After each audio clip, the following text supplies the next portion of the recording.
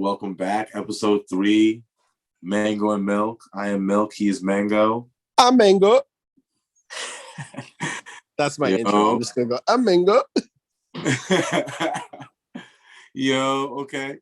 So we're talking about Loki, episode 1. And finally. First of all, finally. Yeah. Oh my God. It's been just the drought of no Marvel. Yeah. After being spoiled with it for weeks and months, it feels so good for it to be back now. Truly, it does. It's just like having something to talk about every single week, like something tangible that isn't just us throwing our fever dreamed theories. Yeah, but you know what? The messed up thing about this episode was that it just really just gave us more fuel to just throw more, theories and dreams into the wind. Yeah, that's true. It just threw gasoline on the fire. So literally, that's all it did. Honestly, it didn't really answer much. It really raised more questions than it answered. But the thing is that I'm excited to see how they answer these questions. I know that half of the questions that we have, they're not going to answer because they're probably going to answer it like at some later moment, at some later point, like you said with your Captain America, Chris Evans theory. Yeah. When we were talking earlier. Yeah. But I'm excited to see what they do with the questions they will answer. Of course. Loki, the third Disney Plus MCU series premiered on Wednesday.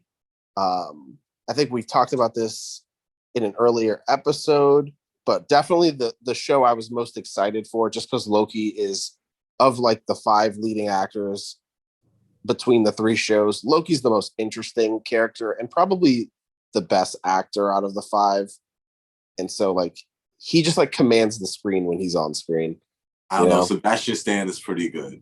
Sebastian Stan is solid, but he had to split time. That's true. Loki got everything to himself. Elizabeth Olsen and Paul Bettany are great, but they had to split with each other.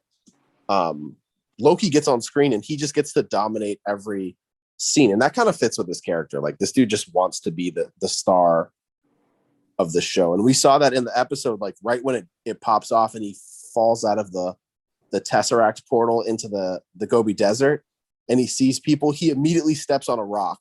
And it's like, I am Loki and I am burdened with glorious purpose. It's like, dude, you don't even know these people.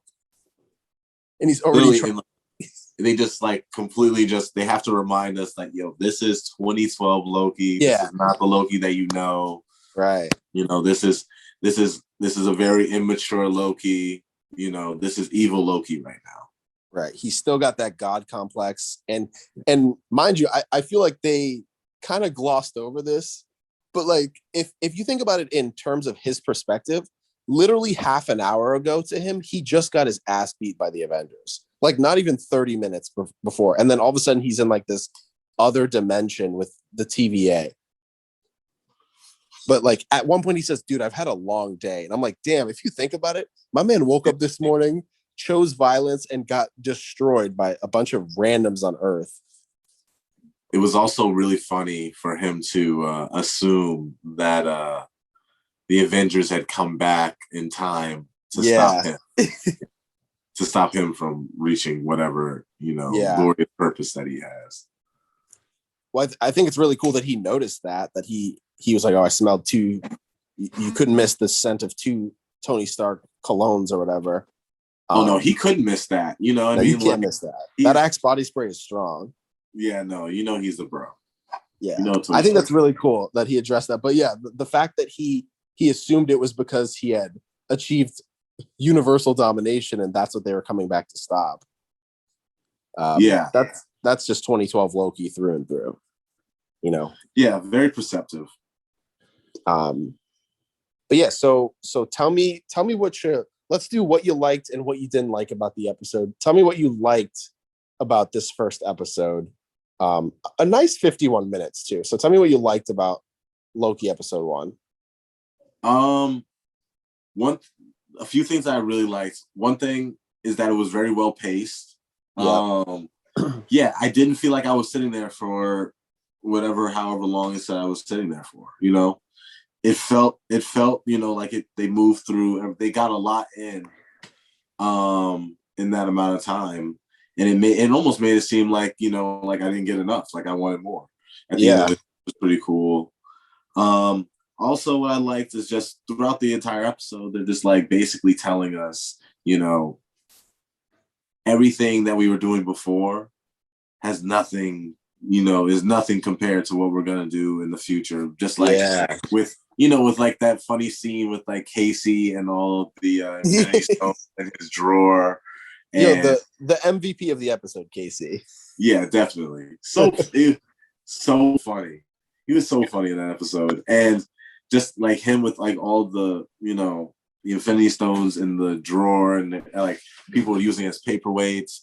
Yeah, it was just like, all that stuff that like you thought was like super important isn't important anymore. Like going forward, not to like, and I think they were like trying to do it not to discredit what happened before, because all that stuff had to happen, but all the stuff going forward, like everything is turned up now, Yeah, that's a great point. Like they showed us the Infinity Stones to remind us like where we've been and say, oh, like these things are super powerful, but like to your point, they were kind of also saying what you've seen up to this point is nothing compared to what we have in store, and the TVA is just like a drop in the ocean of like scope of where they're going to be going in terms of like how mystical, how phantasmal or whatever, and how like magical everything's going to get. It's like they're just showing you, oh, this is just some random bureaucratic like office space that basically holds the key to the universe, and there's way more beyond that, but we're just getting started. And it was kind of like a little what is it, a prologue or an epilogue that comes at the end of a epilogue. It was kind of like an epilogue to like the Infinity Saga of like, oh yeah, these are the stones. They used to matter a lot. Now they don't, because there's a whole new problem going on. Yeah. And Loki's going to be your tour guide for that. And I'm like, all right, I'm totally down for that. Like, let's see what we have in store. So I definitely agree. What also in that Casey scene is really like raised a question for me that I kind of like, is that he brought up that people around the office use them as paperweights, right? But after he says that, he's like, some of them. Yeah. Or he said like, yeah, most of them do. Most of them. And you're like, wait. Yeah. And it's like, whoa, wait. So what else are they doing with them? And it immediately made me think of Kang the Conqueror. Kang the Conqueror, of course. Because, he was a TVA employee at some point in the comics. And he basically defects, and he just goes out and he conquers other timelines and, in other universes and in the multiverse, and is a whole like TVA villain basically. Yeah. So he does have a relationship too with the judge of the TVA. I can't remember her name, but he has a relationship with her. Obviously, like you said, he's a former TVA employee. I feel like the timekeepers that they show in that Little Miss Minutes animation, I feel like they low-key look like Kang the Conqueror from the comics. Like they all kind of look like this, the design of them, like the colorful face and like kind of the like outlined mask around their face. It looks very Kang the Conqueror-esque. So I feel like maybe he was a timekeeper, or maybe he's a timekeeper in disguise and he's just like fooling the TVA. But yeah, I agree. I mean, Kang is such a cool villain. We've talked about this before too. He obviously has connections to the Fantastic Four because he's related to Reed Richards, and he obviously is a time traveler who is very adept at time traveling, and so the TVA probably has some serious beef with him. But yeah, I think that's something that if we don't get some sort of Kang the Conqueror reference or nod, I will be very disappointed. Yeah, no, definitely. Just because he's such a big time travel villain, and because I mean, at some point, they're definitely going to want to start setting up, the other movies like, Multiverse of Fantastic Four, just to be one of them. And then the third Ant-Man movie. Yeah, which he is going to be in Quantumania. Yeah. So, and we did see his city in the quantum realm. So I definitely do think that, or at least I hope that they would do some sort of Easter egg, some sort of nod to him. He doesn't have to show up. I'm not expecting to see that. He doesn't have to show up. We're not asking for that. I'm not expecting him to show up. Same, like this. It's almost like the same thing with Miles Morales when we were talking before. Yeah. About that, where it's just like we don't need to see him show up right now. I don't need to see that because he's way too young. I just need to know he exists. Like, you just need to pay off that, that Easter egg that you guys laid in the first Spider-Man, because this is the third Spider-Man. You know what I mean? Yeah. This, like, that's a lot of movies. And I mean, I know it doesn't seem like that because not much time has passed in his life.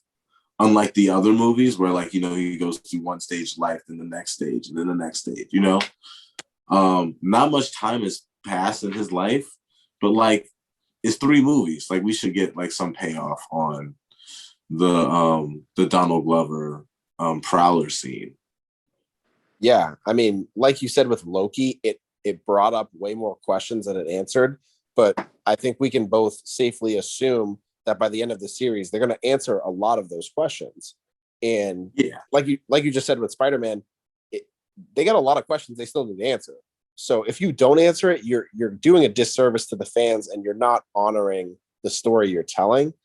And Loki's the same way. And like you said, when you're crafting these stories and building these universes, and you have these ideas for, like, movies and shows down the line, you don't always have to make it so in your face, ham-fisted, oh, this is the character and he's going to show up in the next movie. Like you said, all you need to do, and it's so easy, just drop a name, just make a reference to Kang, or just drop his name, or talk about someone in the Richards, or say, oh, there was a former TVA employee who was kind of bad. That's all we need. And we'll theorize from there. But, like, again, we keep bringing up WandaVision as, like, the scapegoat, but what WandaVision did terribly was set up so many potential threads to be pulled, and then they didn't pull any of them. They just left them there, and they gave us a boner joke.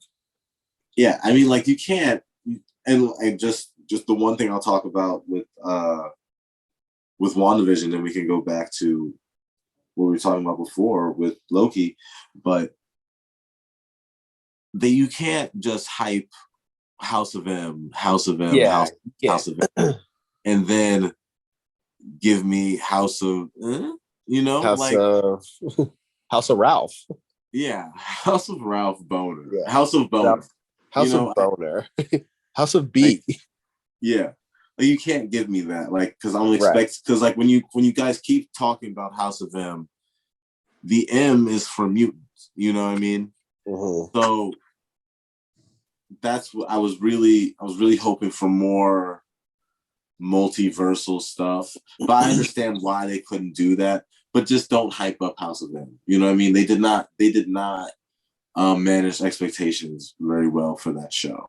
Yeah, they did not manage them well at all. And so that's why everyone, I think, is pretty cautiously optimistic. Like, okay, it seems like there's a lot of potential routes they could go that bear a lot of resemblance to comic book storylines. You did reference there was a Nightmare storyline with Loki.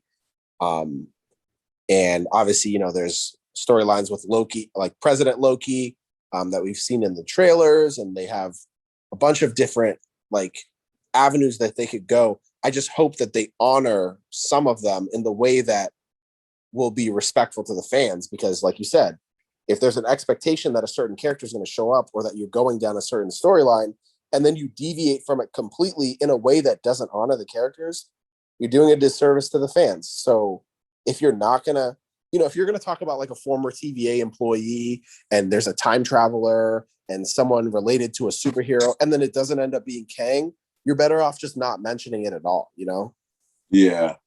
And that was the same thing with like Ralph Bohner. Again, not to keep going back to that, but last point, like if you're going to bring in the actor, if you're going to show us the powers, if you're going to give us the entire House of M script, and then you're not going to do anything related to House of M, just don't give us Ralph Bohner. I don't want to see Evan Peters in the show. Don't House of M us, but then don't, and then you don't actually do the story, you know? Yeah. So, I mean, I have more faith in Loki just because they've had time to see the public outcry of how some of these stories have gone in WandaVision and Falcon and Winter Soldier. So maybe they've had some time to make sure that the story is concise and it's tight and it's well told. I don't know. I just have faith that Loki's story is going to yield something interesting no matter what.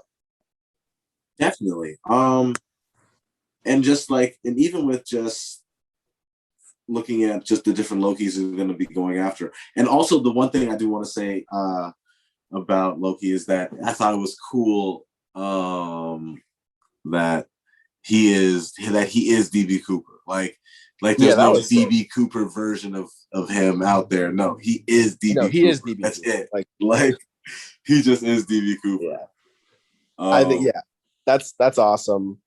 I like how they made it like, oh, it's just like a bet that he lost to Thor. Like that seems like something they would have done in their Asgardian youth, just like messing around, like, oh, hey, go to Earth and mess with these people and just like become a cult phenomenon. Yeah, literally become like a American folklore. Yeah. That plays exactly into the type of character Loki is. And it builds on the universe. It gave us it reminded us like, hey, Loki is a great character, but also he has relationships with so many other characters we've seen on the screen that we won't see in the show, but like, we're going to make sure that you remember that they're still in this universe, you know? Yeah. They showed us the Avengers flashbacks. They told us, you know, they gave us the Bifrost with, you know, Heimdall calling the Bifrost for him. They mentioned Thor. They mentioned Tony Stark. Like this show is doing a great job so far of reminding you where we are. And I feel like the other two shows didn't do that as well early on. So, yeah, they're more isolated, I feel. Yeah. And whereas this one feels like I'm watching an MCU movie. You know what I mean? Yeah. It felt like an MCU property on my television screen. Yeah. You know, as opposed to just being a TV show, it felt more like a movie, you know? Yeah. And that's good. Which it was great. And also just the way that they were like kind of just, you know, just pushing Loki through this, you know, metamorphosis as a character, you know, throughout the episode, just even from the beginning where they were just talking about like where when they brought him in, like they used the government name, you know, they didn't call him Odin's son, they went with Laufeyson. Yeah. You know, they call him Loki Laufeyson. You know, you're not. They brought him back to his Jotunheim days, man. Literally, yeah. Like it was really cool to see that that they were basically, you know, just like, yeah, all those things that you thought were important are not important anymore, like your name, where you think you're from, your Asgardian leather, like they just tore that off of them. They basically stripped Asgard off. You know what I mean? Like physically and like literally and figuratively, they tore it off of him. And you know, and our the Loki that we know didn't even go through something like that. Like I'm wondering what kind of like, you know, influence that's gonna have on this Loki now, where he's literally been stripped of, you know, he's Loki Laufeyson. His Asgardian leather has been literally stripped off of him. Like he's not Asgardian anymore. He's just Loki, you know. And not just that, he is not a god with glorious purpose. He saw his purpose. His purpose was to, and that was probably like the saddest line of the episode to me, was when he was sitting with Mobius and Mobius, the TVA agent, and they were going over his greatest hits. And Mobius says something, I don't remember the exact line, but he says something that's basically like, Loki, your entire purpose in life was to cause trouble and chaos and mayhem that brought better people together to stop you. Like that was the only reason you existed. And it was like, damn, like that's all he was there for was the. I remember he says like, oh, didn't they literally come together to avenge you when he was talking about the Avengers? Yeah. And it's like, yeah, that was his whole purpose. And he didn't realize it until he saw it in front of his eyes. And he was like, damn, that's all I amounted to. I never took the throne. I never was considered a god. Nobody ever bowed to me. It was just like, you lived, people fought you, they always won, and then someone killed you. And that was the end of it. Like, I feel like that was probably harsher characterization than he actually got in the main timeline. Yeah. But at that point he needed it because even in Ragnarok, he was still, even at the beginning of Ragnarok, he was still, Loki. He was still trying to train Thor all the time. And, and I mean, of course, Thor caught on to all of it by the time Ragnarok came around. Yeah. But, he was still that person. And what was that, like 2018? Yeah, basically, in 2018. He literally got caught in 4K when he was pretending to be Thor's dad. Like, come on, bro. Yeah. So I guess this Loki really did need that sort of harsh, character development like early on. And like you said earlier, so that we like care about him because we've already seen this Loki before and now we got to watch him again. You know what I mean? Right. No, we gave him the quick characterization, but it's different. And they kind of changed his perspective. I remember in Dark World, like he sends his mother to the hallway and then she ends up getting killed. And I don't think he realizes that that's what he did. But in this show, Mobius kind of puts the blame on him directly and is like, yo, you killed your mom. Like you basically killed your dad. It's everything that's gone wrong is your fault. And people come together to destroy you because you caused trouble and like not trouble that's going to lead to some sort of grand purpose, but just because you're just like you're an ant in underneath someone's boot and you think you're the boot, Yeah. And they do a great job of like subverting his own expectations of what his life should be and making him realize, you were saying earlier, like making him realize like, dude, like what you thought you were, you're not. Like you're an insignificant speck in the universe. I think Mobius called him a pussycat. I was like, damn, bro. Yeah. He's a pussycat? You're a pussycat. He's like, you're like a little pussycat. I was like, bro, don't call him a pussycat. Come on, don't disrespect my man's like that. Yeah. He's been through a lot. This episode was really mean to him. It was definitely really mean to him. It was, but it had to be. Yeah. Yeah. Definitely. To like kind of break that facade that he has and for him to, finally be a hero because he needs to be for this series because I mean he's going after himself. Yeah, exactly. He's the protagonist, which isn't the same as hero, but he has to have some heroic qualities. Like he has to save the day in some way, and he can't do that if he's like, stabbing people in the eye and gouging their eyes out, or like, lasering people out of buildings. So yeah, exactly. Yeah. But okay, so there's obviously a lot of stuff we liked about the episode. Was there anything you felt like you disliked about this episode? I wanted an after credit scene. Yeah, I think that's the selfish Marvel fan in all of us. Yeah, definitely. Just like selfishly, just wanted an after credit scene.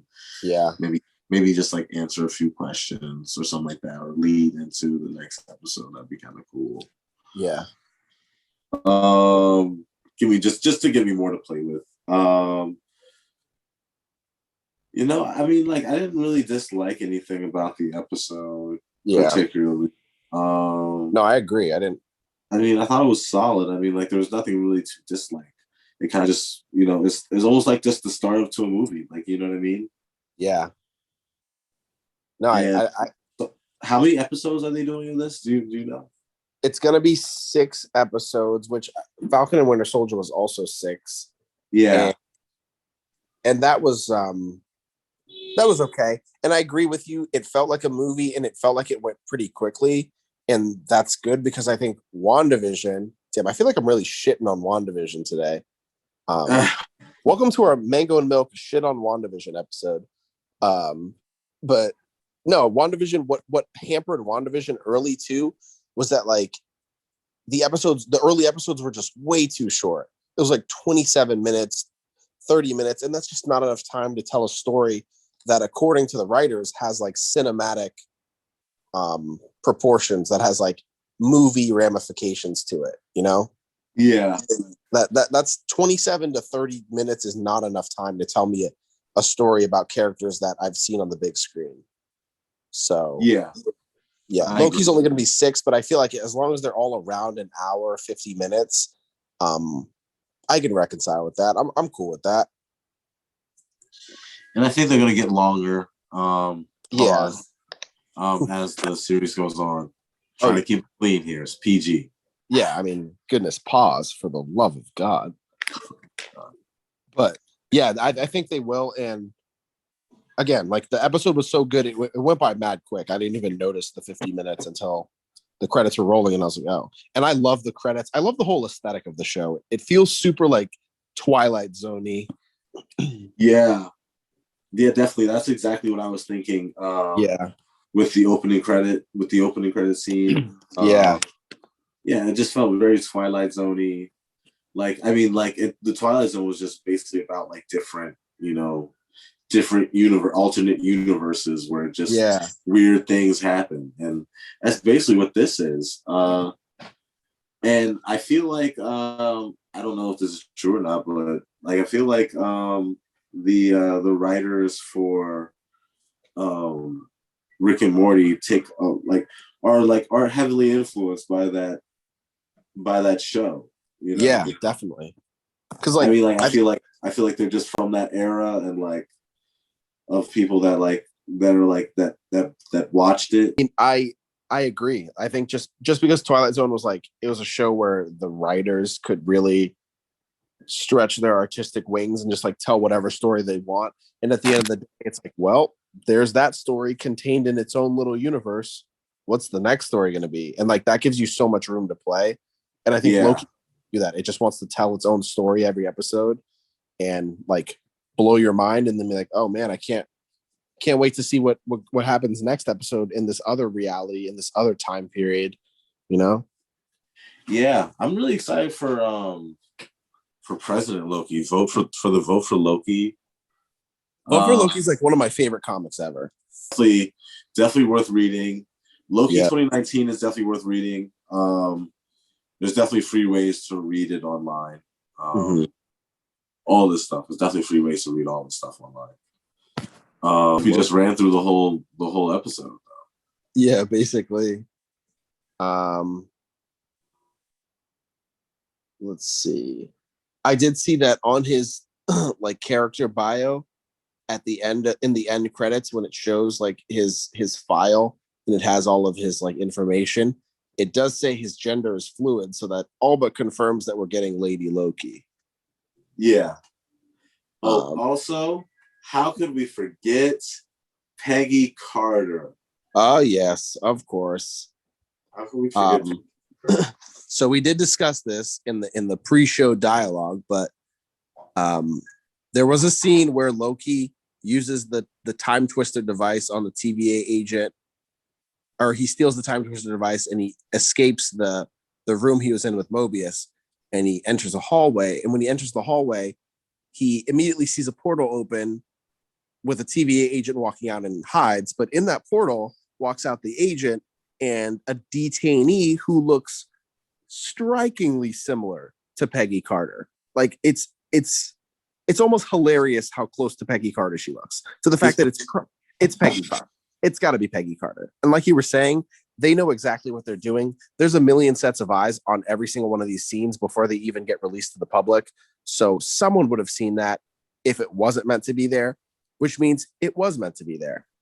And I don't know what to make of it. Are they laying the groundwork for something they plan on paying off later down the road? Is it going to be paid off in this show?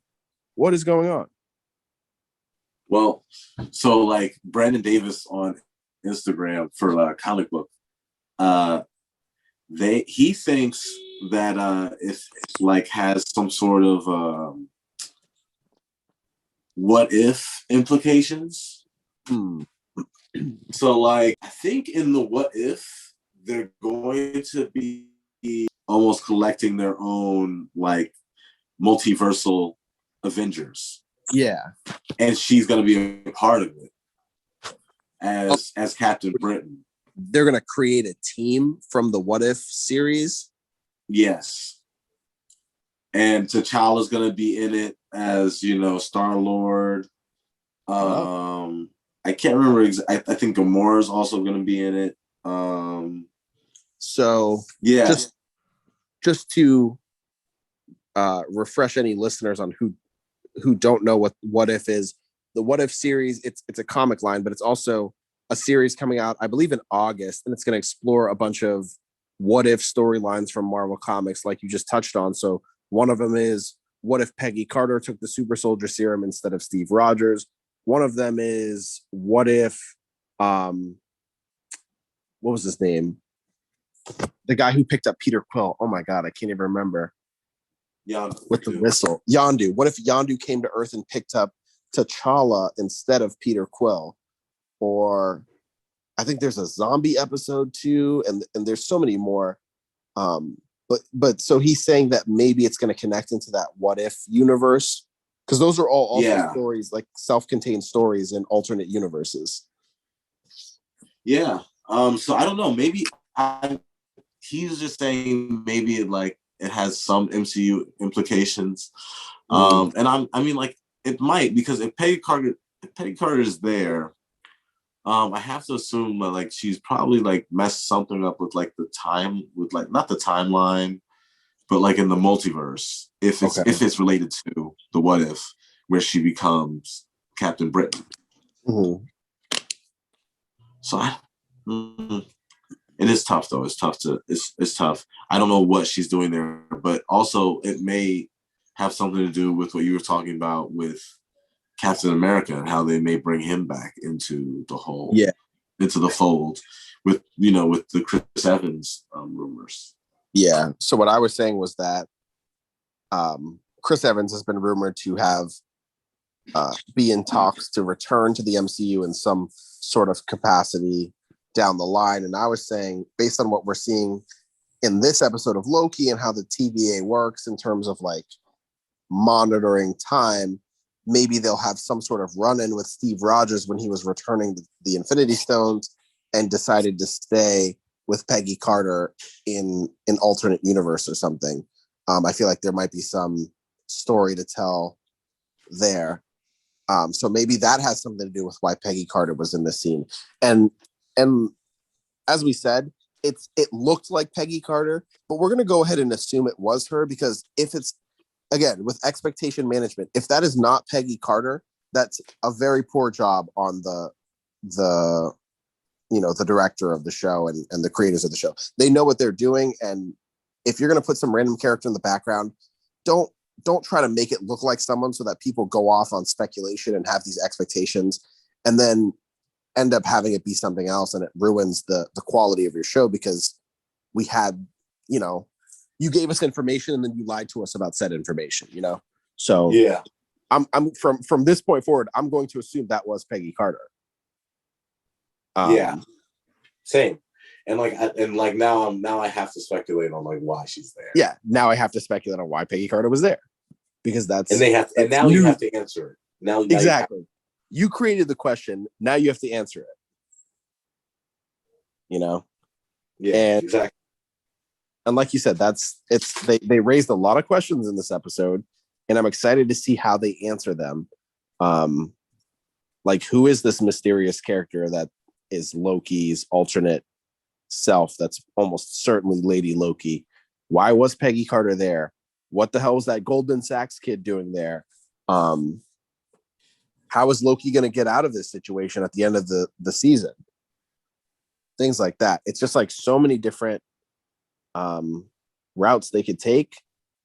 And Loki's just a fun character to follow along, man. He just like, nothing Loki does is in a straight line. He's always like, it was episode 1 and he was already like, he already escaped their clutches. They just caught him. You talked about how the TVA was trash. Yeah.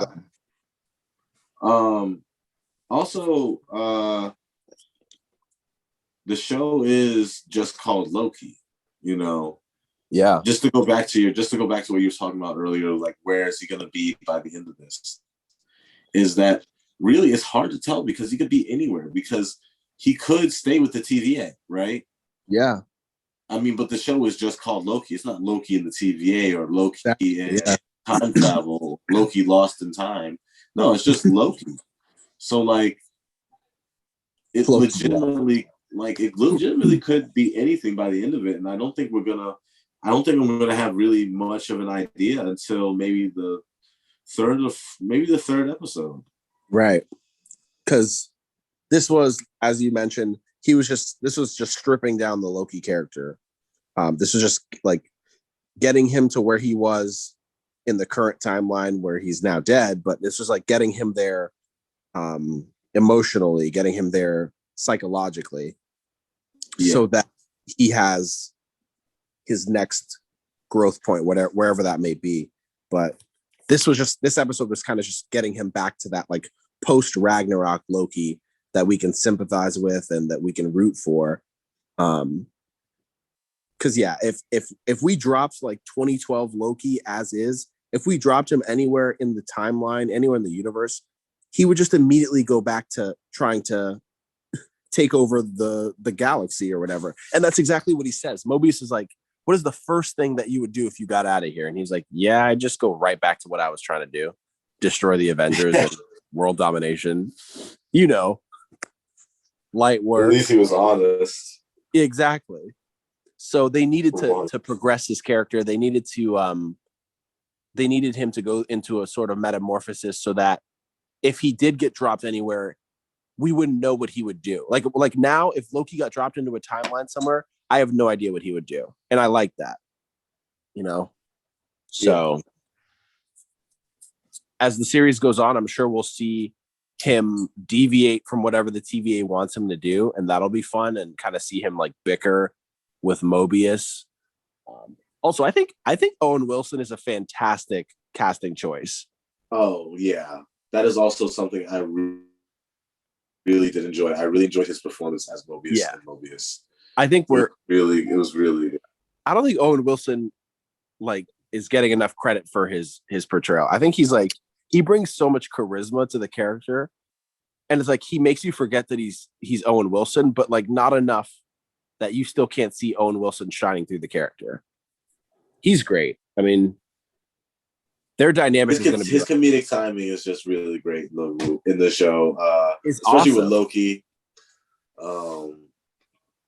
And he also plays the character well in like very serious moments, like when he's psychoanalyzing Loki. Yeah, and I thought that was really cool too. That whole interaction between those two, or really all the whole dynamic between the two of them is like really fascinating, especially like early on before Loki breaks down. Has that come to Jesus moment where he realizes what his purpose is, what his glorious purpose really is. That's a great point. I felt like, again, Owen Wilson deserves all the credit, but like I felt like at one point Mobius felt like his therapist, and then it felt like it was his brother trying to like get him to go to rehab, and then it felt like he was just like a friend talking to him, and then it felt like he was like he was interrogating him. It's just like he bounced between all these different personalities because like Loki does the same thing. Loki is like always playing a role. He's always putting on a show. And so Mobius kind of hit him with the same thing and was like, he gave him the tough love. He kind of gave him like the friendly advice. He did give him like the come to Jesus moment of like, dude, like, who are you? Like, what are you in this vast universe?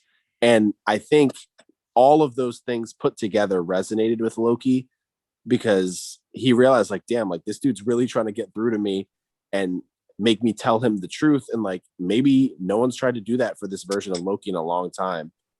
And like, I mean, again, Owen Wilson kills that role, and the MCU just does a great job of casting. Like they don't I feel like they don't get enough credit for just how well they like plug and play these actors, you know? Yeah. Like now that Owen Wilson is Mobius, I almost can't see anyone else playing the role. Yeah, literally. They get really good actors and actresses to, I don't know, actresses to play in there, to play like these really important roles. Like they got Samuel Jackson to play Nick Fury. Nick Fury, which was an amazing casting job, because I mean the comics are basically casting him for us, like, you know what I mean? Like, yeah, true. Like, for years before, just kind of just like getting us used to like, okay, this is what Nick Fury in the Ultimate Universe is going to look like, you know? Yeah. And then casting, and then now basically doing the same thing, like almost the same strategy, with Julia Louis-Dreyfus's tongue sister. But yeah, like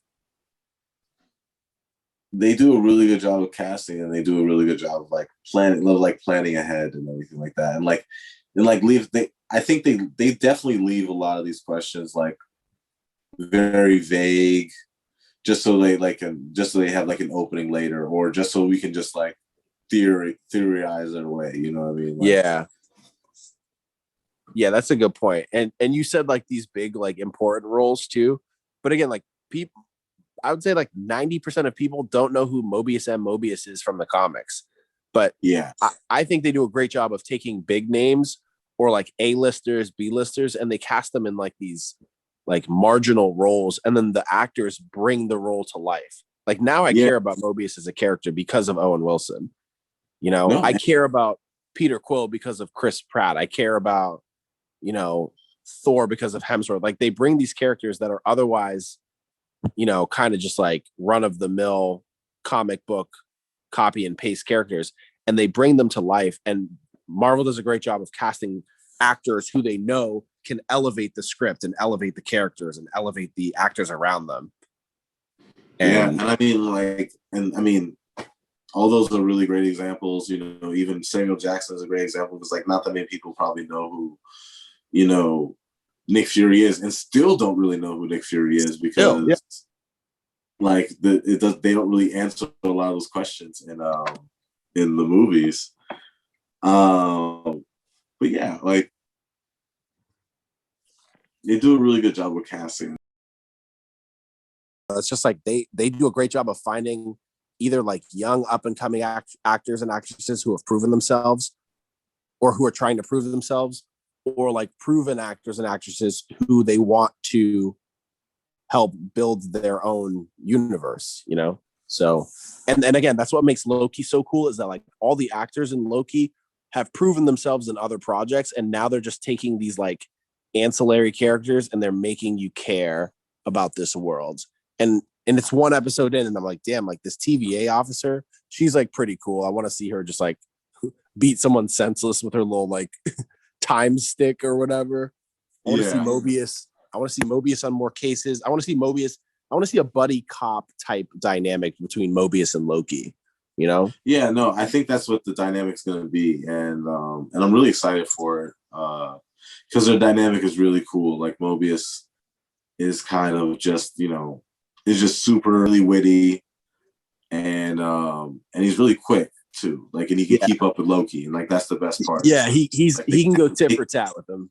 Yeah, they can actually go back and forth, which is really cool, because not a lot of characters in Marvel can do that, other than like, you know, Tony Stark. Yeah, that's true. So I think that's a cool dynamic that they have, that I'm really excited to see. But yeah, like I thought the episode was like really, really, really well put together. I really loved how they were just basically telling us that like this is just basically an introduction, and they were basically just telling us like everything that we thought was important, and like before was like isn't as powerful as we think it is. Like there's much greater things at play now. And and also like I wanna know what Casey meant by most of the agents using them as paperweights. Like, I want to know what he means by that. I definitely do believe that that's a King the Conqueror like reference, but I'd like a more direct reference, to be honest with you. Just something that confirms it and doesn't make us like, we're gonna speculate, we're gonna theorize, but yeah, I agree. Bring up these questions or bring up these questions for us to ask, but make sure that you at least answer some of them too. And that one is definitely one that I think we should come back to as we go along with this series. Like, he did say most of them, and that's, like you said, every line of dialogue, every scene, every character is deliberate. So if they put it in there, they meant to do it, and it was there for a reason. So we'll see if they choose to pay that off, but I really hope they do. Yeah, and I guess the last thing I'll say today is just in regard to what you were talking about earlier, a little just now with casting, is Christian Bale being Gore the God Butcher. Oh yeah, for Thor: Love and Thunder. So that's a crazy good casting. Yeah, for a very like not like no one knows who that is. Like the mainstream would not know who Gore the God not Butcher familiar. Or like his motives or what he does, or like, like I just learned where he got his sword from, and like it's really crazy. Like has something to do with the symbiotes, and like it's really crazy. But like I didn't want us to break off into a tangent and like be here for another hour talking about Thor, Love and Thunder, and like Thunderstrike Thor and like that. So like I was gonna say we need to have another episode soon about Thor: Love and Thunder, just because Gore the God Butcher is pretty cool, and like there's some like cool stuff that I've like been reading in relation to like him and like where he gets his special sword from in the comics, and like what I would want to see happen with like in the movie with in relation to that. Yo, man, imagine a scene with like Hemsworth, Christian Bale, and Tom Hiddleston all together. Like, the type of humor that they all three of those guys can elicit. That's why I want Loki in Thor, because just like and Taika Waititi directing, like it's just, I just know it could be hilarious if all of those guys are involved. I feel like after the next episode, like we'll have a better idea of like how to predict episodes and stuff like that. It's just that this first episode was just so introductory, and like it had a lot of exposition, but it didn't feel like exposition. Yeah, exactly. It was setting up a lot, but like it felt like the story still moved forward. Exactly. So we'll have a better idea of all that stuff like after the next episode, definitely after the next 2 episodes, on like where they may be going and like what kind of comics they're going to be pulling from, what they'll be doing. So I'm excited for it. I'm very excited for it. I am too, man. It's, and it comes up the middle of the week release. It's weird, but I kind of like it. I like that. I like it. I was thinking earlier that I like it more because I'm not waiting through the whole week. You know? The week is a slog, man. I don't want to wait 5 whole days of working and just like, it's but too long. Still, like, now you get it in the middle of the week, and then you can you're excited for Friday because it's the weekend, right? And then the weekend goes by, and then like Monday goes by, and Tuesday goes by, and then Wednesday is like right there. It's way more manageable. Yeah, it just seems quicker too. It just feels better. Because the weekend goes by so quick. It's just like, oh, it's already Monday. Damn. Well, at least Loki's in 2 days. Like. Exactly. Yeah. Exactly. But all right, man. All right. Ready to sign off? Yeah, I can't wait to talk about episode 2. Yeah, very excited. It's gonna be. I'm very excited for this because of like all the implications that it may have, and just also the Peggy Carter thing. I need to know what's going on with that. Yeah, like, I think that's my biggest. I think that's a. I think that's a what if thing. I think that's going to be a what if thing, but we'll see. Yep, we shall see. All right, yeah, all right. It's a good place to end it. It's Mango and Milk. Is this episode 4? Episode 3. Episode 3? Oh man, I'm jumping the gun. Man. That's episode right. Trey with Brandon and Trey. A little Mango, a little Milk. You already know what it is. That's right. All right. Until next time. All right. He's Mango. A Mango. Peace. All right. Peace.